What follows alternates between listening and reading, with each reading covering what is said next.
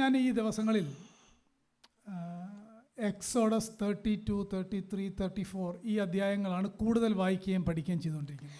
These recent days I have been meditating and studying from the book of Exodus, chapter 32, 33, 34, those chapters.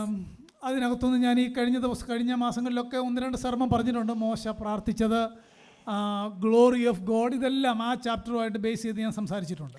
I delivered a couple of messages based off of those chapters, especially Moses' prayer and different portions from those chapters in the past weeks. Maybe 1-2 ആഴ്ച, 2-3 ആഴ്ച ആ ഒരു subject, അതിനോട് ചേർന്ന് വരുന്ന ചില കാര്യങ്ങൾ നിങ്ങളുടെ മുൻപാകെ പറയണമെന്നാണ് എൻ്റെ ആഗ്രഹവും പ്രാർത്ഥനയും. I am praying and I am hoping, if God willing, I am going to preach from these portions again in the coming few weeks. ഞാൻ ആ വാക്യങ്ങളിലേക്ക് വരുന്നതിന് മുമ്പ് വളരെ ശ്രദ്ധയോടെയും വളരെ പ്രാർത്ഥനയോടും കൂടെ തിരുവെഴുത്തിന് മുമ്പാകെ ആയിരിക്കണം. Let me invite all of your undivided attention before the word of God. ഞാൻ അതിനൊരു ഇൻട്രൊഡക്ഷൻ ആയിട്ട് എല്ലാവരും എന്നോടൊപ്പം ജെറമായ ചാപ്റ്റർ 2 എന്ന് പറഞ്ഞു. ജെറമായ chapter 2. As an introduction, I am inviting all of your attention to the book of Jeremiah chapter 2. ഈ ജെറമിയാവിൻ്റെ പുസ്തകത്തിനകത്ത് വളരെ വളരെ പ്രത്യേകതയുള്ളൊരു കാര്യം, ദൈവഹൃദയത്തിൻ്റെ the pain of the heart of God, വളരെ വാക്യങ്ങളിൽ കാണാം. അതിൻ്റെ ആരംഭം 2-ാം അധ്യായം മുതലാണ്. We can see the pain of the heart of God. അത് ചാപ്റ്റർ 2 പ്രധാനമായിട്ടും തുടങ്ങുന്നത്. It is mainly mentioned in chapter 2, Jeremiah. യാഹുവേ ആഗ്രഹിക്കുന്ന നിലവാരത്തിലേക്ക് യഹൂദയാകട്ടെ ഇസ്രായേലാകട്ടെ കടന്നു വരുന്നില്ല. അതുകൊണ്ട് തൻ്റെ ഹൃദയം ഏറ്റവും വേദനിക്കുന്നു. തൻ്റെ പ്രവാചകനായ ജെറമ്യാവിൻ്റെ ഹൃദയം ഏറ്റവും വേദനിക്കുന്നു. അതാണ് ആ പുസ്തകത്തിൽ ആരംഭം മുതൽ നമ്മൾ കാണുന്നത്. From the beginning onwards in the book of Jeremiah, we can see the lamentation or pain of the heart of God, because they are not worshipping him in the way God is expecting, especially Jerusalem and the house of Israel. പല പ്രാവശ്യം ജെറമ്യാവ് ദൂത് പറഞ്ഞു, എന്നിട്ടും ജനം കേൾക്കുന്നില്ല.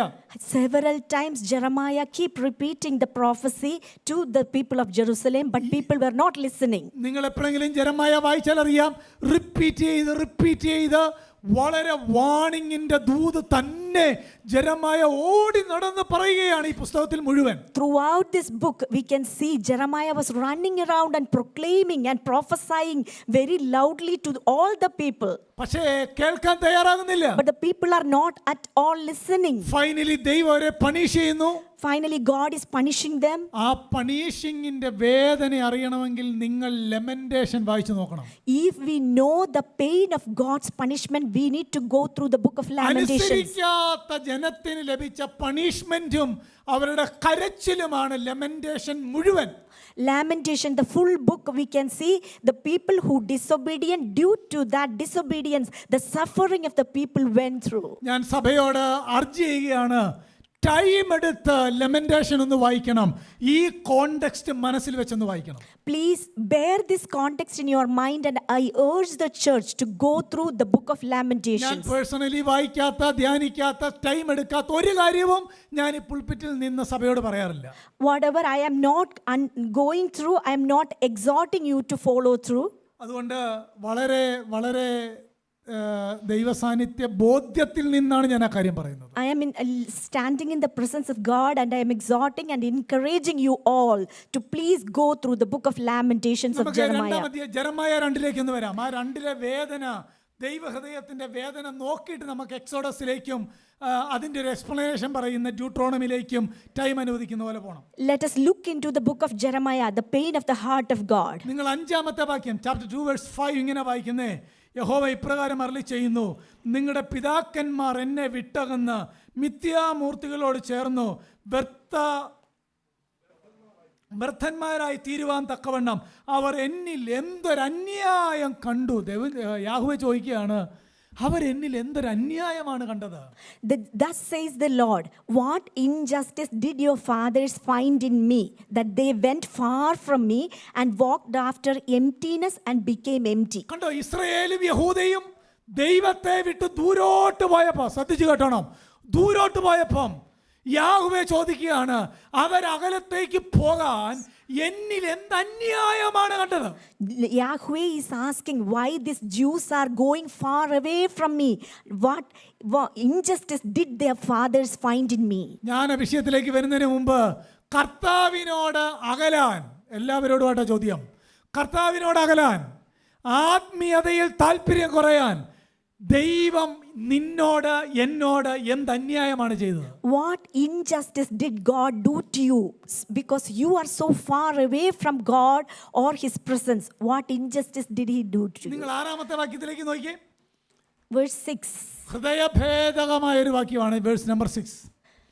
It's a hard. ഞങ്ങളെ അതൊരു നെഗറ്റീവായിട്ടാണ് പറഞ്ഞേക്കുന്നത്. ശ്രദ്ധിച്ച് വായിച്ചാലേ മനസ്സിലാവുള്ളൂ. ഞങ്ങളെ മിസ്രയീം ദേശത്ത് നിന്ന് പുറപ്പെടുവിച്ചു, പാഴ്നിലവും കുഴികളുമുള്ള ദേശമായി, വരൾച്ചയും കൂരിരുമുള്ള ദേശമായി, മനുഷ്യ സഞ്ചാരമോ ആൾപ്പാർപ്പോ ഇല്ലാത്ത ദേശമായ മരുഭൂമിയിൽ കൂടി ഞങ്ങളെ നടത്തിക്കൊണ്ടുവന്ന യഹോവ എവിടെ എന്നവർ ചോദിച്ചില്ല. എന്താ അർത്ഥം? They are not seeking Lord who helped them to went through that land of Egypt. എന്ന് പറഞ്ഞാലേ അവര് പ്രോമിസ്ഡ് ലാൻഡിലെത്തിയപ്പം കനാനിലേക്ക് ദൈവം നടത്തിയ വഴികളെ മറന്നുപോയെന്നർത്ഥം. When they reached the promised land, they forgot the way they went through or led through that way. അവരുടെ യാത്രയുടെ ക്രൈസിസിന്റെ പദങ്ങൾ നിങ്ങൾ അവിടെ കണ്ടോ? എന്താ എഴുതിയേക്കുന്നത്? പാഴ്നിലവും കുഴികളുമുള്ള ദേശം, We can see വരൾച്ചയും കൂരിരുമുള്ള ദേശം, മനുഷ്യ സഞ്ചാരമോ ആൾപ്പാർപ്പോ ഇല്ലാത്ത ദേശം. ഇത്ര ക്രൈസിസിലൂടെയാണ് മരുഭൂമിയിലൂടെ ഇവരെ നടത്തിക്കൊണ്ട് ദൈവം വന്നത്. പക്ഷേ ഇവരെല്ലാം സേഫ് ആയപ്പം ഇവരുടെ ദൈവത്തെ ഇവർ മറന്നുപോയി. we can see the difficulty of the journey in these verses.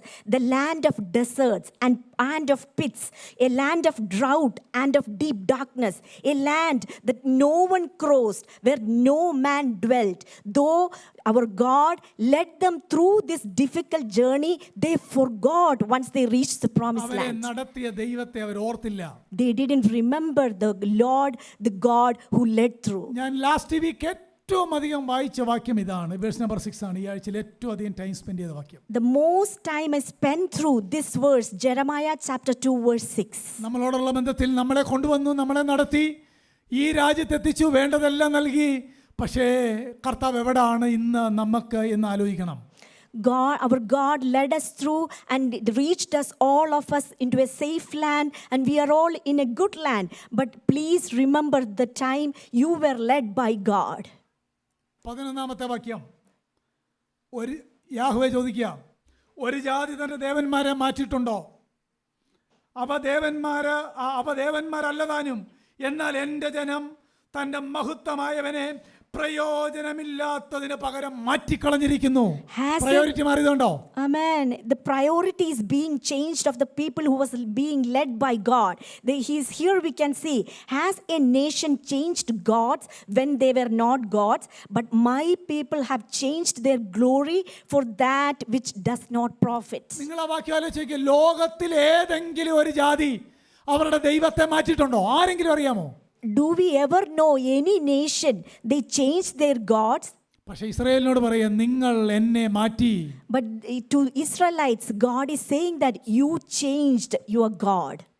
പ്രയോജനമില്ലാത്തതിന് പകരം മാറ്റി. കണ്ടോ വാക്യം? And you exchanged the God which does not profit. അതിന്റെ വിശദീകരണം നെക്സ്റ്റ് ആഴ്ചകളിൽ പറയാം. എന്താ പ്രയോജനമില്ലാത്ത? നമ്മളെയും റൂള് ചെയ്യുന്നത് ലോകത്തിന്റെ വാല്യൂ സിസ്റ്റമാണ്. അതാണ് എൻ്റെ അർത്ഥം. The value system of the world which does not have any profit. That is what here mentioned. ലോകത്തിന്റെ വാല്യൂ സിസ്റ്റവും ദൈവത്തിന്റെ വാല്യൂ സിസ്റ്റവും തമ്മിലുള്ള വ്യത്യാസം. What is the difference between the value system of the world and the kingdom of God? കാരണം നമ്മുടെയും പ്രാധാന്യത ലോകം ഏതിന് വാല്യൂ കൽപ്പിക്കുന്നു അതിനാണ്. Right? Because our value is also towards the value which is give more importance by the world. ലോകത്തിന്റെ value എന്നതിനൊക്കെയാ? ബ്യൂട്ടിക്കുണ്ട്, പണത്തിനുണ്ട്, ജോലിക്കുണ്ട്, വീടിനുണ്ട്, കാറിനുണ്ട്. ഇതൊക്കെയാണ് ലോകത്തിന്റെ value. ഞാൻ ആത്മാർത്ഥത്തോടെ ചോദിക്കട്ടെ, നമ്മുടെ value സിസ്റ്റമോ? Let us examine what is our value system. Usually a world counts it as a good or profitable by looking at the beauty or education or their house, land or property or different things. Let us examine ourselves. Where does our value system exist? ഞാനതിലേക്ക് സമയമുണ്ടെങ്കിൽ അടുത്ത ആഴ്ചകളിൽ വരാം. നോക്കിയേ, ഇനി വീണ്ടും 27-ാമത്തെ വാക്യം ഇങ്ങനെ വായിക്കുന്നത്: അവൻ മരത്തോടെ നീ എൻ്റെ അപ്പനെന്നും കല്ലിനോട് എന്നെ പ്രസവിച്ചവളെന്നും പറയുന്നു. അവർ മുഖമല്ല മുതുക, അവർ നീ മുതുകത്ര എന്നിലേക്ക് തിരിക്കുന്നത്. എന്നാൽ കഷ്ടകാലത്ത് അവർ നീ എഴുന്നേറ്റ് ഞങ്ങളെ രക്ഷിക്കണമേ എന്ന്. എത്ര കൃത്യമാണ് അല്ലേ? പ്രയാസം വരുമ്പോൾ നമ്മൾ ആഹാരം വെടിയും, ഉപവസിക്കും, പ്രാർത്ഥിക്കും, പിന്നെ ഭയങ്കര താഴ്മയായിരിക്കും. എന്നാൽ മേളിലോ മുഖം തിരിക്കേണ്ടതിന് പകരം പുറം ചെയ്യും. Hello, this is exactly what is happening currently with each one of us. When they are in difficulty, they turn back to God. നിങ്ങൾ ആലോചിക്കേ, നിങ്ങളുടെ ഉപദേശം ഇത് പറയുന്നുള്ളൂ. ജെറമായ ദൈവൈൻ വെളിപ്പാട് നേരിട്ട് അവരോട് പറയായിരുന്നു, എന്നിട്ട് അവരെന്ത് ചെയ്തില്ല, കേട്ടില്ല. It's not like a man like me preaching to a church. Here, Jeremiah was receiving the word of God directly and is proclaiming or telling to the people, but still people did not listen. എന്നാ മുഖമല്ല മുതുകത്ര നിങ്ങൾ തിരിച്ചെന്ന് പറഞ്ഞാൽ അർത്ഥം എന്നാ? Why it is saying that they did not change their face to him, but they showed their back on him. Meaning അവർ ദൈവത്തെ വിട്ട് പോയെന്നർത്ഥം അല്ലേ? That means they were departing. They departed from God. They are about turn. ഇങ്ങനെ ദൈവത്തെ depart ചെയ്ത് പോയ ദൈവഹൃദയത്തെ ഏറ്റവും അധികം വേദനിപ്പിച്ച ആദ്യത്തെ സ്റ്റോറിയാണ് exodus 32. The first point where God was broken in his heart, the incident mentioned first in the book of Bible, the book of Exodus chapter 32. ഉൽപ്പത്തിക്കകത്തുണ്ട്, പക്ഷേ അത് ഇൻഡിവിജ്വലാണ്. പക്ഷേ ഒരു സ്പെഷ്യൽ ജനതയെ ദൈവം തെരഞ്ഞെടുത്തതിന് ശേഷം ദൈവത്തോട് മുഖം തിരിച്ച് കാളക്കുട്ടിയെ ഉണ്ടാക്കി അതിന് യാഹ്വേ എന്ന് പേരിട്ട് ആരാധിച്ച ദൈവഹൃദയത്തെ തകർത്ത സംഭവമാണ് exodus 32. So a selected group of people, God's own nation, chosen generation, they were selecting a golden calf and they were calling it as Yahweh, and they were worshipping that idol. That is the incident we can see in the book of Exodus chapter 32. പ്രിയപ്പെട്ടവരെ, അവിടെ കാളക്കുട്ടി ഉണ്ടാക്കി ആരാധന കഴിക്കുന്നു, ശിക്ഷ വരുന്നു, ആ സംഭവം എല്ലാം അറിയാം. ഞാൻ അടുത്ത ആഴ്ചയിൽ അവിടെ അല്പ എക്സ്പോസിഷൻ നെക്സ്റ്റ് വീക്കിൽ പറയാം. I will give you a little bit explanation or exposition regarding that golden calf in the book of Exodus 32 next week. ആ എക്സോഡസ് 32 കാര്യം ഡ്യൂട്രോണമി 9 and 10 വീണ്ടും മോശെ ആവർത്തിച്ച് പറയുന്നുണ്ട്. അതാണ് നമ്മുടെ ഇന്നത്തെ ധ്യാനം. Exodus 32 is being repeated by Moses in Deuteronomy chapter 9 and 10. That is what prayer ആവർത്തിക്കുന്നുണ്ട് ഈ Deuteronomy 9. Deuteronomy 9, we can see the prayer in chapter 32 is being repeated. എല്ലാവരും അങ്ങോട്ടേക്ക് വരണം, ചില കാര്യങ്ങൾ പെട്ടെന്ന് പറയണം. Let us turn our attention to the book of Deuteronomy chapter 9 and 10.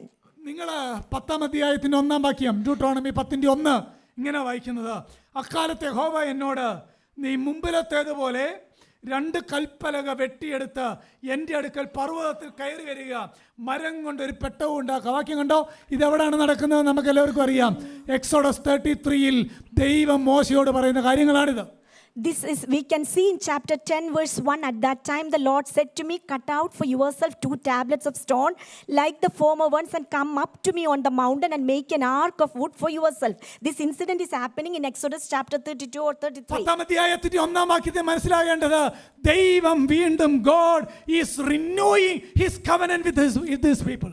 Amen. God is renewing his covenant with his own people. കാരണം ഇനി ഞാൻ നിങ്ങളുടെ കൂടെ വരില്ല എന്ന് പറഞ്ഞ് മോശയെ ഒറ്റയ്ക്ക് വിട്ട യാഹ്വേ 10:1 വീണ്ടും പറയുകയാണ്, ആ കവനന്റ് ഞാൻ റിന്യൂ ചെയ്യുകയാണ്. God told that I'm not going to walk with this people, but then he changed his mind and he is saying renewing that covenant, and we can see that in chapter 10 verse 1. പ്രിയപ്പെട്ടവരെ, ഈ കർത്താവിന് മാത്രമുള്ള പ്രത്യേകതയാണ് അനുദപിച്ച് മടങ്ങി വന്നാൽ കവനന്റിലേക്ക് വീണ്ടും നമുക്ക് വരാം. മനസ്സിലാവുന്നോ? This is the only God who gives us second chances. If we truly repent, he will give us second chances to come back to him. ഈ കവനന്റിലേക്ക് ജനത്തെ മടക്കി കൊണ്ടുവരാൻ മോശയുടെ പ്രാർത്ഥന എക്സോഡസ് 32-നകത്തൊരെണ്ണമുണ്ട്. അതിനേക്കാൾ ഗൗരവമേറിയ വളരെ കൺസൈസ്ഡ് ആയിട്ടുള്ളൊരു പ്രാർത്ഥന ചാപ്റ്റർ 9:25 നിങ്ങൾ നോക്കിയേ. 9:25 മോശ എങ്ങനെയാണ് ഹോരേബിൽ സീനായിൽ പ്രാർത്ഥിച്ചതെന്ന് അവിടെ ഉണ്ട്. യഹോവ നിങ്ങളെ നശിപ്പിക്കുമെന്ന് അരുളി ചെയ്തിരുന്നത് കൊണ്ട് ഞാൻ യഹോവയുടെ സന്നിധിയിൽ 40 രാവും 40 പകലും വീണ് കിടന്നു. വാക്കുണ്ടോ? Hallelujah. We can see after God ordained that I am going to destroy the nation, how did the man of God Moses pray? We can see that in verse Deuteronomy chapter 9 verse 25. So I fell down before the Lord for 40 days and nights, which I did because the Lord had said he would destroy you. പ്രിയപ്പെട്ടവരെ, നമ്മൾ നടന്ന് പ്രാർത്ഥിക്കാറുണ്ട്, നിന്ന് പ്രാർത്ഥിക്കാറുണ്ട്, ഇരുന്ന് പ്രാർത്ഥിക്കാറുണ്ട്. പക്ഷേ ഇവിടെ എഴുതിയേക്കുന്ന വാക്ക് കണ്ടോ, 25 ഞാൻ വീണ് കിടന്ന് 40 രാവും 40 പകലും അരുമനാഥൻ്റെ സന്നിധിയിൽ ഈ ജനത്തെ റീസ്റ്റോർ ചെയ്യേണ്ടതിന് പ്രാർത്ഥിച്ചെന്നാണ് മോശ പറയുന്നത്. We all tend to pray in different postures, maybe sitting or standing or walking. But here a man of God is praying, and it is showing that he fell down before the Lord for 40 days. 26-ാമത്തെ വാക്യം പ്രാർത്ഥനയാണ്. ഞാൻ അതല്ല explain ചെയ്യാൻ പോകുന്നത്. യഹോവയോട് അപേക്ഷിച്ച് പറഞ്ഞത്, നീ അവരെ മഹത്വം കൊണ്ട് വീണ്ടെടുത്തതാണ്, പക്ഷേ ഈ അവകാശത്തെ നശിപ്പിക്കരുതേ. 40 ദിവസത്തെ പ്രാർത്ഥനയുടെ ഒരു സബ്ജക്റ്റ് അതായിരുന്നു. The subject of 40 days of prayer of Moses we can see in verse 26. O Lord God, do not destroy your people, your inheritance. 27-ാമത്തെ വാക്യത്തിനകത്ത് ഹോൾഡിങ് ദ പ്രോമിസസ്, അബ്രഹാമിനോടും ഇസഹാക്കിനോടും യാക്കോബിനോടും അരുളി ചെയ്ത പ്രോമിസിനെ ഹോൾഡ് ചെയ്ത് പ്രാർത്ഥിക്കുകയാണ്. In verse 27 we can see he was holding on the promises which was promised to the great fathers, forefathers Abraham, Isaac and Jacob. അടുത്തത്, കർത്താവേ ഇവരെ നശിപ്പിക്കരുതേ എന്ന്, ജാതികൾക്ക് നിന്ദാവിഷയമാക്കരുതേ എന്ന് പ്രാർത്ഥിക്കുകയാണ്. Again he was requesting, do not look at the stubbornness of his people and do not make them be an infamous, or do not let them be mocked in front of the Gentile nations. 28-ാമത്തെ വാക്യത്തിനകത്ത് 3 പാപം പറയുകയാണ്. അവരുടെ ശാഠ്യവും അകൃത്യവും പാപവും നോക്കരുതേ എന്നാണ് വായിക്കുന്നത്. Again we can see, do not look at their stubbornness or their of these people, or at their wickedness or their sin. 3 പാപങ്ങൾ 40 ദിവസം കമന്ന് കടന്ന് മോശ ദൈവത്തോട് പ്രാർത്ഥിച്ചേറ്റ് പറയുകയാണ്. 40 days he fell down and confessing their sin. The sin is the stubbornness of his people, the wickedness of the people and the sin of the people. തന്റെ conclusion കണ്ടോ, അവർ നിന്റെ മഹാബലം കൊണ്ടും നീട്ടിയ ഭുജം കൊണ്ടും നീ പുറപ്പെടുവിച്ചു കൊണ്ടുവന്ന നിന്റെ ജനവും നിന്റെ അവകാശവും അല്ലോ എന്ന് പറഞ്ഞ് ആമേൻ പറയുകയാണ് മോശ അവിടെ. He is addressing and he is reminding God, oh Lord God, do not destroy, because these people are your inheritance. You have redeemed them and you brought them through this great nation, and you brought them out of Egypt with a mighty hand. എന്താ ഇങ്ങനെ പ്രാർത്ഥിക്കാൻ കാര്യം? Do you know what is the reason? അവരെ കൊണ്ടുവന്ന ദൈവത്തെ മറന്നു. Because they forgot the God which led them through. അവരുടെ മുഖം ഇരിക്കേണ്ടിടത്ത് മുതുകിരുന്നു. Because they need to show their faces, but they showed their back to God. അവരെ പാഴും ശൂന്യവുമായ ഇരുട്ടുള്ള കൂരിരുട്ടുള്ള കുഴിയുള്ള വെള്ളമില്ലാത്ത ആ യാത്രയിലൂടെ കൊണ്ടുവന്നവനെ അവർ മറന്നു കളഞ്ഞു. Because they forgot God led them through a desert with a pitch of darkness. No man went through that land. Through that land God led them through, and people forgot about it. 3 പാപത്തിലേക്ക് ചേർത്തേക്കുകയാണ്. നിങ്ങളുടെ ശാഠ്യം, നിങ്ങളുടെ അകൃത്യം, നിങ്ങളുടെ പാപം. ആ ശാഠ്യം എന്ന വാക്കിന്റെ അർത്ഥം എന്നാണെന്നറിയാമോ? ഈ നമ്മുടെ ഈ നെക്ക് ബെൻഡാകാതിരിക്കുക എന്നൊരർത്ഥമാണ് അവിടെ വരുന്നത്. We can see here the reason why God is angry with them. First reason is stubbornness. It literally means that there is a stiff neck for them. അതിൻ്റെ അർത്ഥം, കർത്താവിൻ്റെ യോക്ക് ഒരുവൻ്റെ നെക്കൽ വെക്കണമെങ്കിൽ സ്റ്റിഫാണെങ്കിൽ പറ്റുകയില്ല, അത് ഫ്ലെക്സിബിൾ ആകണം. അതിന് ഓപ്പോസിറ്റ് വേർഡാണ് ശാഠ്യം. ശാഠ്യം. If we need to bear the yoke of God, our neck should be flexible. If the neck is stubborn, then the God's yoke will not be put on that person's shoulder. 40 ദിവസത്തെ മോശയുടെ അഭയയാചനയുടെ മറുപടിയാണ് 10:1. നീ കൽപ്പലകകളുമായി വീണ്ടും വരിക, ഞാൻ എൻ്റെ covenant renew ചെയ്യുകയാണ്, അതെൻ്റെ ആകുകയില്ല. I am answered your prayer. നിനക്ക് വീണ്ടും കൊണ്ടുവരാം, വീണ്ടും പ്രമാണത്തിലേക്ക് വരാം. And for 40 days and nights prayer of Moses is being answered in chapter 10 verse 1. Lord God is again telling Moses the tablets will be rewritten. ഇത് നമ്മോടുള്ള ബന്ധത്തിൽ എന്നാ? What is the relationship this passage to us? നമ്മുടെ ദേവനെ നമ്മൾ മാറ്റിയിട്ടുണ്ടോ? Are we ever changed our God to നമ്മുടെ any other value gods? System എങ്ങനെയാണ്? What is our value system based upon? നമ്മളെ ഇതുവരെയും നടത്തിയ പാഴും ശൂന്യവും കല്ലും മുള്ളും കൂരിരുട്ടും അങ്ങനെയുള്ള ദേശത്തിലൂടെ നടത്തി സമ്പൽ സമൃദ്ധിയിലേക്ക് കൊണ്ടുവന്ന ദൈവത്തെ ഓർക്കുന്നുണ്ടോ? Are we ever remembering the God who led us through a desert land where it was such a difficult journey and made us to land in a Canaan, a promised land? Are we able to remember the old days when God led us through this difficult journey? ഇവിടെ ഇരിക്കുന്ന എല്ലാവരും തന്നെ ഇന്ത്യയെ താമസിച്ചുകൊണ്ടിരുന്നപ്പോൾ ഇത്രയും safe സോണിൽ ജീവിച്ചവരല്ല, ഞാനല്ല. Many of us who are sitting, all of us who are sitting here may not lived in such a wealth and extensive possessions while we were back in India. പക്ഷേ വന്ന് ദൈവത്തിൻ്റെ മുന്നിലിരിക്കേണ്ട നമ്മുടെ മുതുകാണോ കർത്താവിൻ്റെ മുന്നിലിരിക്കുന്നത്? But instead of showing a thankful heart or face towards God, are we showing our back to God? Spirituality എന്ന് പറഞ്ഞാലേ Sunday വന്ന് പ്രസംഗിക്കുന്നതും പാടുന്നതുമല്ല, ഒരുവന്റെ ഒരാഴ്ചത്തെ ജീവിതം എങ്ങനെയാണ് എന്നതാണ് spirituality. Spirituality is not based on what we are doing on a Sunday morning, whether we preach or sing or anything, but the spirituality is based on the 7 days of our life. നമ്മുടെ ഒരാഴ്ചത്തെ കോൺവെർസേഷനകത്ത് ഏറ്റവും അധികം വരുന്നത് ഈ ലോകമാണെങ്കിൽ നമ്മുടെ value system ലോകത്തിന്റെയാണ്. Throughout these 7 days of the week, if most of the time a worldly system or values of this world are being produced in our conversation, our values are purely based on this world. Praise the Lord. Hallelujah. അങ്ങനെ covenant പുതുക്കി കഴിഞ്ഞപ്പം Hallelujah. ദൈവം ആവശ്യപ്പെടുന്ന 5 കാര്യമാണ് 10-ാം അധ്യായത്തിൻ്റെ 12-ാമത്തെ വാക്യത്തിനകത്തുള്ള context മറക്കരുത്. Covenant renew ചെയ്ത് കഴിഞ്ഞപ്പം ദൈവം ആവശ്യപ്പെടുന്ന 5 കാര്യങ്ങൾ, verse number 12. God is requesting or 5 requirements when he is going to renew his covenant, but God is requesting 5 things. 12-ാമത്തെ വാക്യം വായിച്ചേ, സിമ്പിളാ. Verse 12 of 10. പക്ഷെ ആ പദങ്ങൾ വളരെ ശ്രദ്ധിക്കണം. ഇങ്ങനെ വായിക്കുന്നത്, ആകയാൽ ഇസ്രായേലേ നിന്റെ ദൈവമായ യഹോവയെ ഭയപ്പെടുകയും അവന്റെ എല്ലാ വഴികളിലും നടക്കുകയും അവനെ സ്നേഹിക്കുകയും നിന്റെ ദൈവമായ യഹോവയെ പൂർണ്ണ ഹൃദയത്തോടും പൂർണ്ണ മനസ്സോടും കൂടെ സേവിക്കുകയും ഞാൻ ഇന്ന് നിന്നോട് ആജ്ഞാപിക്കുന്ന യഹോവയുടെ കൽപ്പനകളും ചട്ടങ്ങളും നിന്റെ നന്മയ്ക്കായി പ്രമാണിക്കുകയും വേണം എന്നല്ലാതെ നിന്റെ ദൈവമായ യഹോവ നിന്നോട് ചോദിക്കുന്നത് എന്ത്? വാക്യം കണ്ടോ? We can see Deuteronomy chapter 10 verses 12 and 13.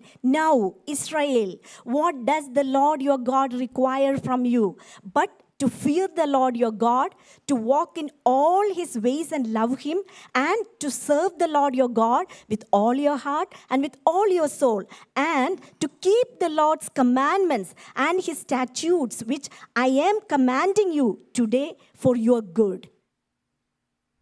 എനിക്ക് വളരെ കാര്യങ്ങൾ എൻ്റെ മനസ്സിൽ ഇങ്ങനെ നിറഞ്ഞിരിക്കുകയാണ്. ഏതൊക്കെ പറയണമെന്ന് അറിയാമല്ലോ, ഒന്ന് ശ്രദ്ധിച്ചേ. Please listen carefully because I have a lot of things to share. എല്ലാ ഹോളി കമ്മ്യൂണിയനും ഞാൻ പറയുന്ന ഒരു സെന്റൻസ് ഉണ്ട്. For almost all the Holy Communion, I usually repeat the one and only one same sentence. രണ്ട് കാര്യം റിപ്പീറ്റ് ചെയ്യുന്നുണ്ട് എപ്പോഴും. 2 things I usually repeat on all Lord's Day. Remember our redemption. And remember our redemption. 2, remember our covenant. Remember our covenant. എന്നാ നമ്മുടെ covenant? എല്ലാവരും ഒന്ന് ആലോചിച്ചേ, എന്താ covenant? What is our covenant? Covenant എന്ന് പറഞ്ഞാൽ രക്ഷയിലേക്ക് വന്നപ്പോൾ ഞാൻ കർത്താവിനോട് പറഞ്ഞായിരുന്നു, അങ്ങ് ചെല്ലുന്നിടം വരെ ഞാൻ അങ്ങയുടെ പിന്നാലെ എന്ത് ചെയ്തോളാം.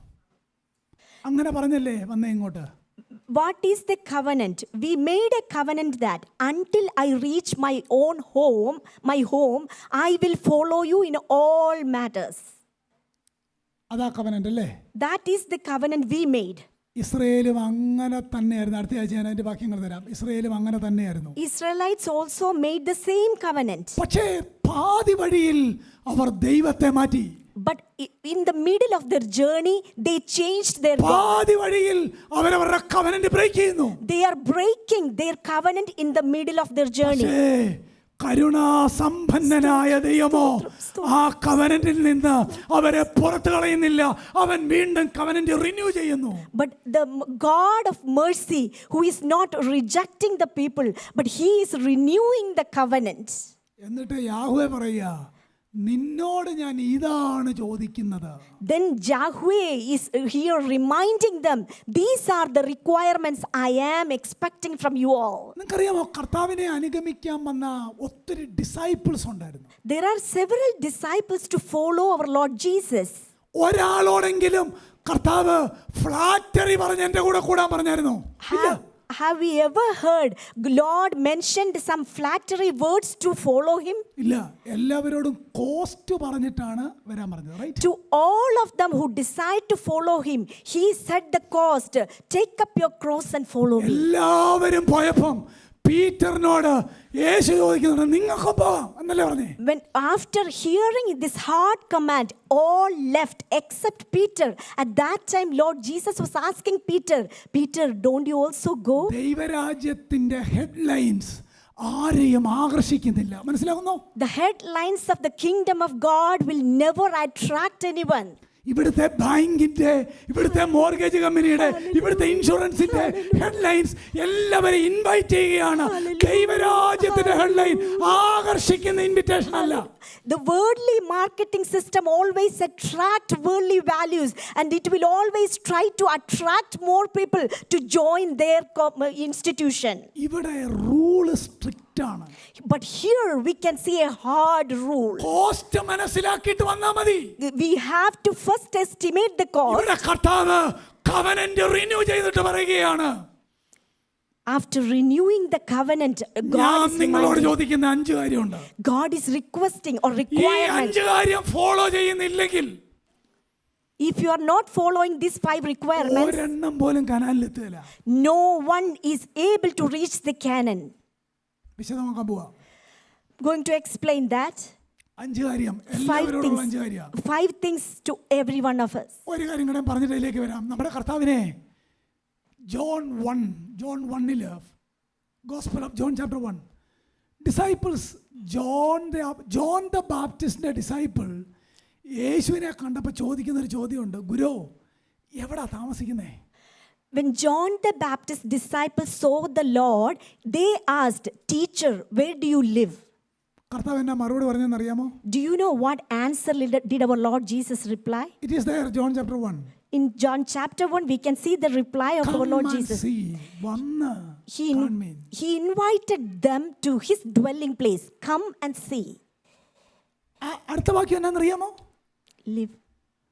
ആ യോഹന്നാന്റെ ഡിസൈപ്പിൾസ് മുഴുവൻ അവന്റെ പിന്നാലെ അവൻ പാർക്കുന്ന ഇടം വരെ ചെന്നു.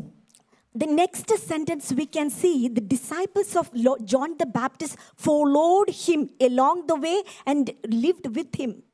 അന്ന് രാത്രി കർത്താവിൻ്റെ കൂടെ അവർ ജീവിച്ചു, താമസിച്ചു, ആ വീട്ടിൽ താമസിച്ചു. They lived with him in his dwelling place that night. അങ്ങനെയെങ്കിൽ ഡിസൈപ്പിൾഷിപ്പ് എന്ന് പറഞ്ഞ അർത്ഥം എന്നാ? കവനന്റ് ഹോൾഡ് ചെയ്യാന്ന് പറഞ്ഞാൽ അർത്ഥം എന്നാ? Discipleship, what is the meaning of holding a covenant? കർത്താവ് താമസിക്കുന്ന ഇടം വരെ അവന്റെ പിന്നാലെ. എല്ലാവർക്കും കിട്ടിയോ? We have to follow our Lord Jesus until we reach where our Lord Jesus is abiding.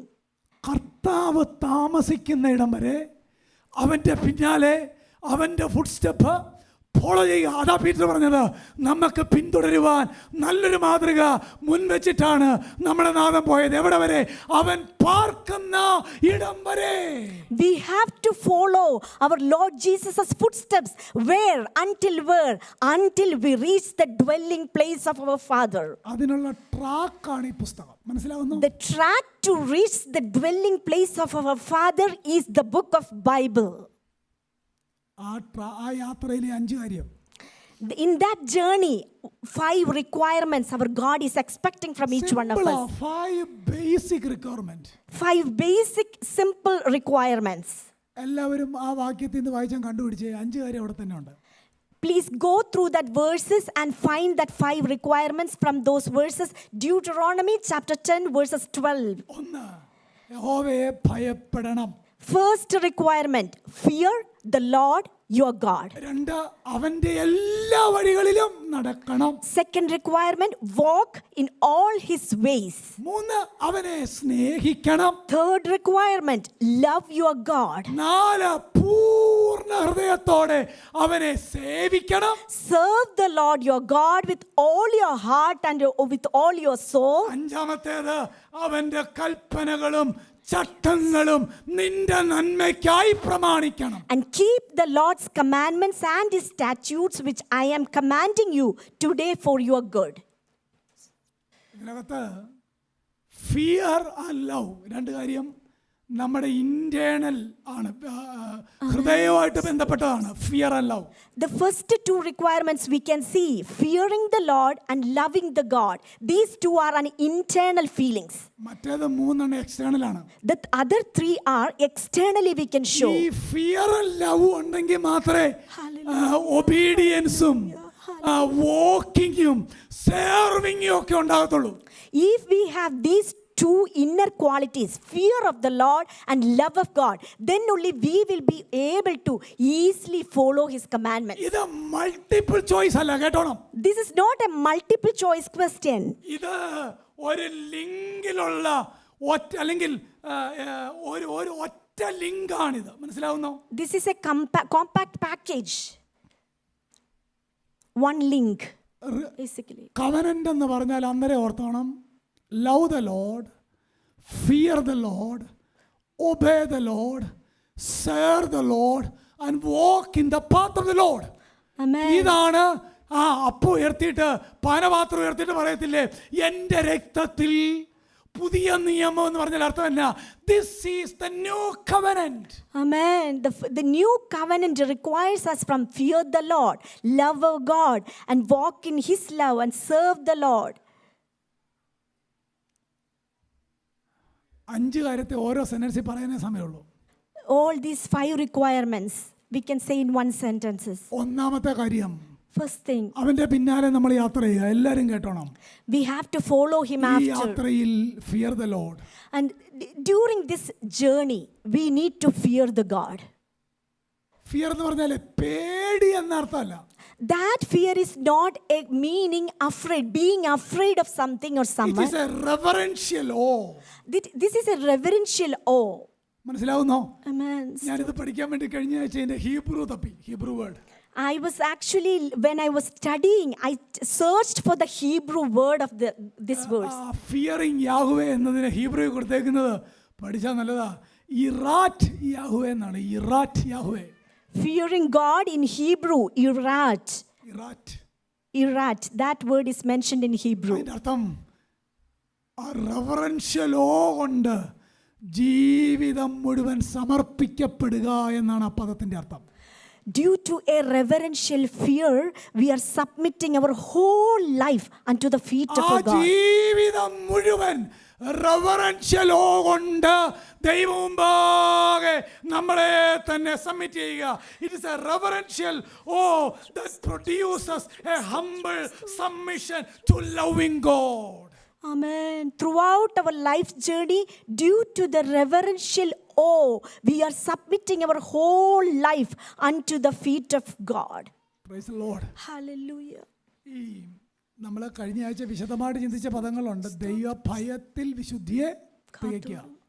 Last week we learned about with the fear of the Lord we have to complete the holiness. സാന്റിഫിക്കേഷന്റെ മറ്റൊരു പേരാണ് fearing load.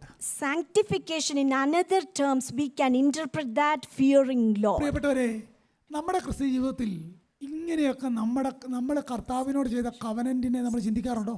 Are we ever remembering the covenant we made during our Christian walk? അതോ കാര്യമൊക്കെ നടത്തി ആവശ്യം വരുമ്പോൾ നമ്മൾ വായിച്ച പോലെ ദൈവത്തെങ്കിലേക്ക് ചെല്ലുന്ന ആ പരിപാടിയാണ് നമ്മുടെ ഇടയിലുള്ളത്? Or are we keep forgetting the covenant which we made? അതോ പാടുശൂന്യവുമായ ആ സ്ഥലത്തൂടെ ഇരുട്ടുള്ള പ്രകാശമില്ലാത്തടത്തൂടെ നടന്നു വന്ന ആ വഴിയൊക്കെ മറന്നുപോയോ? Or are we ever forgetting the way we took dark path where there was no one to help us? Are we forgetting that paths which we went through? Deep reverence for God. അതാണ് fearing God. Fearing means deep reverence to ഒരു God. ജഡ്ജിന്റെ മുന്നിൽ നിൽക്കല്ല, അപ്പന്റെ മുന്നിൽ മക്കൾ നിൽക്കുന്ന പോലെ fearing God. We are not standing in front of a cruel judge, but we are standing in front of a compassionate father. Healthy, holy, reverential fear in our heart. Amen. Healthy, holy, and a reverential fear inside our heart. Fear മാത്രം പോരാ, അടുത്ത തന്നെ follow. Love. അങ്ങനല്ല എല്ലാവരും ബാക്കി മറന്നോ? 10ാം അധ്യായം, Amen. നിന്റെ എല്ലാ വഴികളിലും നടക്കുക. ഈ എല്ലാ വഴി എന്ന് പറഞ്ഞാൽ എല്ലാ വഴി. What does it mean to walk in all his ways? നമ്മളോട് ഒബീഡിയൻ്റ് ആകാൻ പറഞ്ഞേക്കുന്ന എല്ലാ വഴിയും. Whatever we are commanded to be obedient, all those ways. Fearing God is always leads to walking in the path of the Lord. Amen. Hallelujah. Hallelujah. വാസ്തവത്തിൽ ഇവിടെ ഒരു cos and effect ഉണ്ട് അല്ലേ? Cause and effect. എന്താ cause? Fearing. Effect എന്നാ? Walking. Amen. We can. Clear? Amen. Cause and അങ്ങനെങ്കിലും പറഞ്ഞ് മനസ്സിൽ കയറണം. Hallelujah. കോസ് എന്നാ ഇവിടെ? ഫിയറിംഗ്. എഫക്റ്റ് എന്നാ? Walking. Hallelujah. We can see here a cause and an effect. The cause is to fear the Lord our God, and the effect is walking in all his ways. ഈ നടപ്പെന്നുള്ളതിൻ്റെ new testament meaning എന്നാണെന്നറിയോ? Do you know the meaning of walking? The New Testament meaning of walking? ജീവിക്കുക എന്നാണ്. To walk means to live. അവൻ്റെ എല്ലാ വഴികളിലും നടക്കാന്ന് പറഞ്ഞാൽ അവൻ പറഞ്ഞതുപോലെ ജീവിക്കുക. To walk in all his ways, meaning to live according to his commandments. ഇതാണ് നമ്മൾ റോമൻസ് 8 ഗലേഷ്യൻസ് 5 വായിക്കുന്നുണ്ട്. Walk in the spirit. Amen. These things we are reading in the New Testament, Romans chapter 8 and book of Galatians, walking in the spirit. നമ്മൾ ഈ ആത്മനിറവ്, അത് മറ്റൊരു വലിയൊരു subject ആണ്. ആത്മനിറവ് എന്നുള്ള പദം നമുക്ക് എല്ലാവർക്കും അറിയാം. We are all familiar with the infilling of the Holy Spirit. അങ്ങനെങ്കിൽ Holy Spirit is a person and God, right? We all know that Holy Spirit is a person and He is God. അങ്ങനെങ്കിൽ person എങ്ങനെയാ നിറയുന്നേ? If that is so, how can a person be filled with a person? അങ്ങനല്ല. വെള്ളമാണെങ്കിൽ നമുക്ക് fill ചെയ്യാം, നിറയ്ക്കാം. If it is water, liquid, we can make it filled to in a solid. കാറ്റാണെങ്കിൽ നമുക്ക് ഒരു പൈപ്പിനകത്ത്, ഒരു ട്യൂബിനകത്ത് fill ചെയ്യാം. If there is a wind, it is gas. We can catch that gas if we catch it through a medium called a pipe. അതിനകത്ത് fill ചെയ്യാം. We can fill it. പക്ഷെ ഒരു person എങ്ങനെയാ fill ആകുന്നേ? But if it is a solid person, how can we fill that person inside a specific cavity? ചിന്തിച്ചിട്ടുണ്ടോ? Holy spirit എങ്ങനെ fill ആകുന്നേ? Have you ever thought about that filling of the Holy Spirit? Power. He is not mere power. He is God and person. He is God and He is person. അങ്ങനെയെങ്കിൽ ആത്മനിറവിന്റെ basic meaning എന്നാണെന്നറിയാവോ? The basic meaning of infilling of the Holy Spirit. Person നിറയുക എന്ന് പറഞ്ഞാൽ അർത്ഥം എന്നാണെന്നറിയാമോ? Do you know the real meaning of the infilling of the Holy Spirit? Infilling of a person. Infilling of a person. Simple meaning is controlled by that person. being controlled by that person. മനസ്സിലാവുന്ന ആത്മനിറവിന്റെ basic അർത്ഥം? The infilling. ആത്മാവിനാൽ നിറയുവീൻ എന്ന് പറഞ്ഞാൽ അതിന്റെ ഒരർത്ഥം ആത്മാവിനാൽ നിയന്ത്രിക്കപ്പെട്ട ജീവിതം നയിക്കുവീൻ എന്നാണ് ആ വാക്കിന്റെ അർത്ഥം. Being infilled with the Holy Spirit means being controlled by the Holy Spirit and a life driven by that Holy Spirit. That is what the അവന്റെ infilling. എല്ലാ വഴികളിലും നടക്കുക എന്ന് പറഞ്ഞാൽ ന്യൂ ടെസ്റ്റ്മെന്റ് അണ്ടർസ്റ്റാൻഡിങ്ങിൽ കർത്താവിന് യോഗ്യമായി നടക്കണം, വിളിക്ക് യോഗ്യമായി നടക്കണം, വിശുദ്ധമായി നടക്കണം, ആത്മാവിൽ നടക്കണം.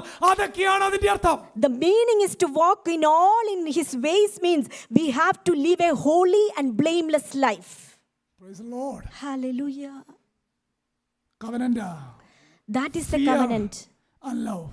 Amen. We made that covenant, fear and love. മൂന്നാമത്തേത് ഫിയർ ആൻഡ് ഫോളോ. മൂന്നാമത്തേതാണ് love. Third thing is love. Fear and follow. That is the covenant. And third one is love. Fear the Lord അല്ലേ? എങ്ങനെ വായിക്കുന്നത്? Love the Lord. And we can see love the Lord. സ്നേഹിക്കുകയും അവനെ സ്നേഹിക്കുകയും. വാക്കുണ്ടോ? കവനത്തിനകത്ത് അടുത്ത കാര്യമാണ് സ്നേഹിക്കുക. And love Him. അടുത്തത് പറഞ്ഞ ആരും പിണങ്ങരുത്. ഈ നമ്മളിവിടെ ഇല്ല. ഇന്നൊരു ചില സ്പെഷ്യലൈസ്ഡ് സോങ് റൈറ്റേഴ്സൊക്കെ ഉണ്ട്. We cannot see that type of songwriters amongst us, but there are certain people who write some songs. ആ പാട്ടിനകത്തെല്ലാം ഭയങ്കര അഫെക്ഷനേറ്റ് ആയിട്ടുള്ള പദങ്ങളാണ്. നിങ്ങൾ ശ്രദ്ധിച്ചിട്ടുണ്ടാവും. We can see there are certain affectionate words are being all throughout that songs. എന്ന് പറഞ്ഞാൽ പ്രേമമേ, സ്നേഹമേ, അലിയെന്ന് ഇങ്ങനത്തെ പദങ്ങളാണ് ഒരു പാട്ടിനകത്ത് 10 times. We can see a kind of compassionate words or feelings of the heart throughout that song's lyrics. പ്രത്യേകിച്ച് നമുക്കൊക്കെ ഒരു feeling ഉണ്ടാകുകയും ചെയ്യും അത് കേൾക്കുമ്പോൾ. When we hear that type of compassionate, feelingful words or phrases, we also felt that feeling. Feel that. പക്ഷെ what is really mean by loving God? But literally, what is the meaning to love God? ഒരു ഭക്തൻ പറഞ്ഞ വാചകം ഇതാണ്: one of the marks of loving God is that you feel the pain when He is dishonored. Amen. A man of God said in this way, you feel the pain whenever His name is being dishonored. That is the love of God. പ്രേമമേ, സ്നേഹമേ എന്ന് പറയുന്നല്ല. Hallelujah. കർത്താവിനെ സ്നേഹിക്കുക എന്ന് പറഞ്ഞാൽ ഒരു ഭക്തൻ പറഞ്ഞത്, ഈ വാക്യത്തിൻ്റെ വ്യാഖ്യാനത്തിൽ പറഞ്ഞത്, അവൻ്റെ നാമം ഡിസോണർ ആകുമ്പം. ജെരമ്യാവിലെ വാക്യമാണ്, ഞാൻ എടുത്ത് കാണിക്കാം. അവൻ്റെ നാമം ഡിസോണർ ആകുമ്പോൾ അവനോടുള്ള സ്നേഹനിമിത്തം എൻ്റെ ഹൃദയം വേദനിക്കുന്നതിൻ്റെ പേരാണ് loving God. Loving God means whenever our God's name being dishonored, we need to feel that pain. That shows the true love of God. അടുത്തത്, to love God is to put Him first. Amen. Next requirement is love God and put Him first. മുമ്പേ അവൻ്റെ രാജ്യവും നീതിയും. Seek ye first the kingdom of God and all the things. അല്ലെങ്കിൽ ആദ്യം അവൻ്റെ രാജ്യവും നീതിയും. And we need to seek first the kingdom of God. രണ്ടാമതോ? Again. രണ്ടാമതോ? Second, what do we need to seek? രണ്ടാമതോ? Kingdom of God. മൂന്നാമതോ? Kingdom of God. എല്ലാവരും കേട്ടോ?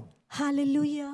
Loving God means seek His kingdom first and foremost and always. Amen. To love God is to put Him first. Amen. മറ്റൊരു നിലയിൽ പറഞ്ഞാൽ God is our priority. Amen. അതുകൊണ്ട് സ്നേഹമേ എന്നൊക്കെ പാടുമ്പം ആ വൈകാരിക നില മാത്രമല്ല, അതൊക്കെ ഉണ്ടായിക്കോട്ടെ, കുഴപ്പമില്ല. പക്ഷേ അർത്ഥം എന്നാ? അവിടുന്നാണ് ഒന്നാമത്, അവിടുന്നാണ് എല്ലാം. അവിടുത്തെ നാമം ദുഷിച്ചാൽ എൻ്റെ ഹൃദയം തകരുകയാണ്. He is my priority. That is the meaning of loving God. Amen. The meaning of loving God means the Lord God should be your priority in all your ways. Whenever we see or hear or walk and interact with His name being dishonored, our heart should be broken. We naturally wish to please those we love. When we love God, we will want to please Him and obey His commandment eagerly. Amen. Hallelujah. ശരിയല്ലേ? Amen. ഒരാളെ സ്നേഹിക്കുകയാണെങ്കിൽ അതിന്റെ അർത്ഥം തന്നെ അദ്ദേഹത്തിന്റെ ഇഷ്ടമല്ല സാധിക്കും. Right? There is a natural. Please, നിങ്ങൾ എന്റെ പ്രസംഗത്തിന് പ്രൈസിലോട് പറയണ്ടല്ലോ, ഒന്ന് തലയാട്ടാലോ. Hallelujah. If we love a person, we usually do whatever he wants to do. പണ്ടൊരാൾ എന്നോട് പറഞ്ഞ സാമേ നിന്റെ പ്രസംഗത്തിന് മാർക്കറ്റ് ഇല്ല. അത് വളരെ കൃത്യമാണ്, മാർക്കറ്റ് ഇല്ല. ആയിരുന്നു. Hallelujah. Stotram, stotram, stotram, stotram. We naturally wish to please those we love.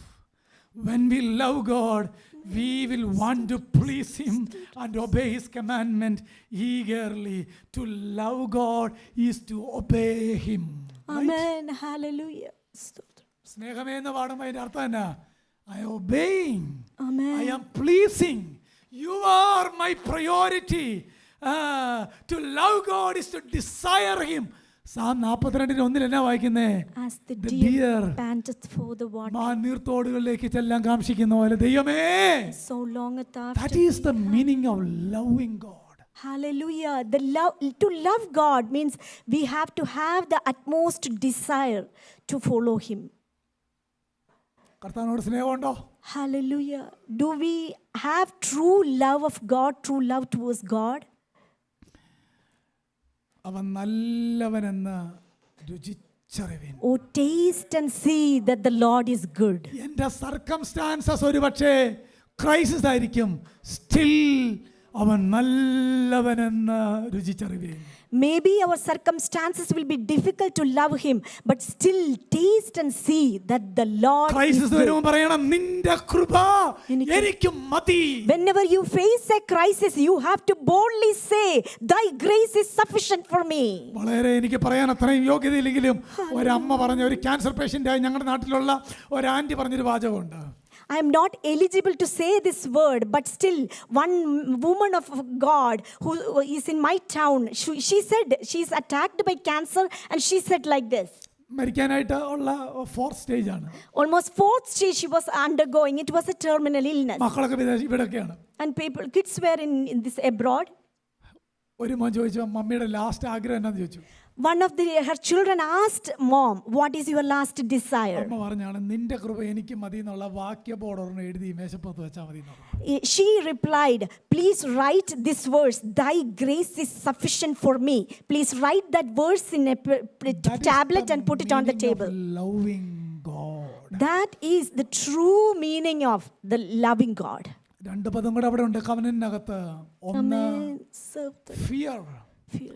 2 walk, 3 love, 4 serving. And the covenant we can see, fear the Lord, walk in His ways, love Him. And the 4th thing is to serve our Lord. എങ്ങനെയാ serve ചെയ്യേണ്ടതെന്ന് നോക്കിയേ? How പൂർണ്ണ ഹൃദയത്തോടെ, പൂർണ്ണ മനസ്സോടെ. How പറഞ്ഞാൽ can we serve? വേറെ ഒന്നിലും ഞാന് നീ അല്ലാതെ എനിക്ക് ആരുള്ള സ്വർഗത്തിലും നിന്നെ അല്ലാതെ ഞാൻ ഒന്നും ആഗ്രഹിക്കുന്നില്ല. മനസ്സിലാവുന്നോ? Serve Him with all heartedly. Amen. Full of കർത്താവിനെ സെർവ് ചെയ്യണമെന്ന് മാത്രമാണ്. ലോകത്തിന്റെ വേൾഡ് സിസ്റ്റത്തിന്, വാല്യൂ സിസ്റ്റത്തിന് no space in me. Serve him all heartedly. We have to serve our Lord God wholeheartedly.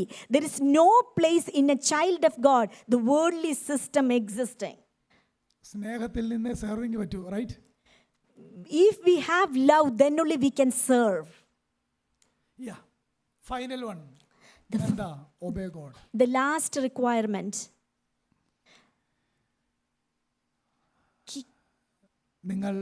നിങ്ങൾക്ക് നന്മയുണ്ടാകാൻ നമ്മൾ ഓർക്കുന്ന കർത്താവിനെ നമ്മൾ അനുസരിച്ച കർത്താവിന് എന്തോ ഗുണം കിട്ടുന്നോ? എങ്ങനെ വായിക്കുന്നേ? To keep the law. ഒന്ന് നോയിക്കുന്നേ, തീരെ 1 മിനിറ്റ് നിർത്തും. Amen. പറഞ്ഞാണ് ഞാനിപ്പോൾ ഓൾഡ് ടെസ്റ്റ്മെന്റ് പഠിക്കുന്നത്. ഓർത്തോണം. സ്തോത്രം, സ്തോത്രം. നമുക്ക് നന്മയുണ്ടാകാൻ അവൻ്റെ കൽപ്പനകളും ചട്ടങ്ങളും പ്രമാണിക്കണം. Obey God. ജോണിനകത്തൊരു വാക്യമുണ്ട്, നിങ്ങൾ എന്നെ സ്നേഹിക്കുന്നു എങ്കിൽ എൻ്റെ കൽപ്പനകൾ. That verse is repeating 3 times in John's writings. Amen. 3 times. Amen. We can see how we can show that we are loving God by obeying His commandments and His statutes. We can see that in the book of John. He was mentioning that if we love Him, we will obey His commandments. അങ്ങനെങ്കിൽ സ്നേഹിക്കുന്നേ എന്ന് പറയുമ്പോൾ എൻ്റെ അർത്ഥം എന്നാണെന്നറിയാമോ? അനുസരിക്കുന്നേ എന്നാണ്. Then if we are singing or saying that I am loving God, that means I am obeying Him. അനുസരിക്കുന്നേ എന്ന് പറയുമ്പോൾ നമുക്ക് ആർക്കെങ്കിലും feeling ഉണ്ടാവും? ആർക്കെങ്കിലും ഉണ്ടാവോ? Is it whenever will it produce a feeling, a compassionate feeling when we say that I am obeying? Hello, ഇല്ല. It won't that is the objective truth. നിങ്ങൾ എന്നെ സ്നേഹിക്കുന്നെങ്കിൽ obey. ക്ലിയർ? Amen. കവനന്റ് പുതുക്കി കർത്താവ് പറയുകയാണ്, കൊണ്ടുവരിക. ഇതാണ് യാഹ്വേ നിന്നോട് ചോദിക്കുന്നത്. Fear Lord. Amen. Follow Lord. Amen. Love the Lord. Amen. Obey the Lord. And serve Him wholeheartedly. വേറെ ഒന്നും നമ്മുടെ കർത്താവിന് നമ്മളോട് ആവശ്യപ്പെടാനായിട്ട് ഇല്ല. Nothing else He is requiring from us. And when He is renewing His covenant, He is reminding these 5 requirements. Fear the Lord, to walk in all His ways, love Him, serve the Lord our God with all our heart and with all our soul, and keep His commandments and His statutes which He is commanding us today for our good. ആമേൻ, ആമേൻ, ആമേൻ. ഒരു പാട്ട് പാടി നമ്മുടെ കർത്താവിനെ മഹത്വപ്പെടുത്താം.